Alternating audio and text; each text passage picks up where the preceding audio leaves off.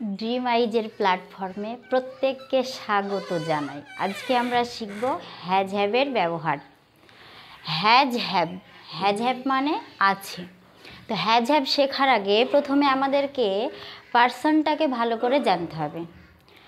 Person হচ্ছে তিন প্রকার: first person, second person, third person.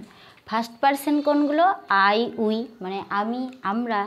Second person মানে হচ্ছে ইউ, ইয়োর অর্থাৎ তুমি, তোমরা। থার্ড পার্সন হচ্ছে হি, সি, দে আর পৃথিবীর যে কোনো নাম। তো ফার্স্ট পার্সন কোনগুলো হলো? I, we. একটা বাক্য বলি, আই হ্যাভ এ পেন মানে কি আমার একটি পেন আছে।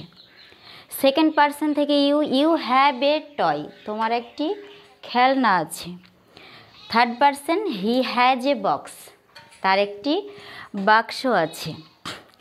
কিন্তু এখানে একটা ব্যতিক্রমও আছে।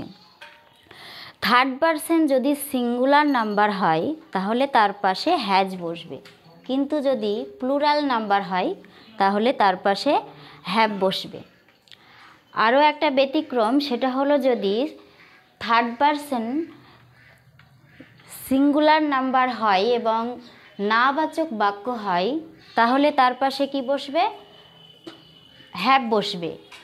আর যদি থার্ড পার্সন প্লুরাল নাম্বার হয় এবং যদি নাবাচক বাক্য হয় তাহলে তার পাশে হ্যাজ বসবে।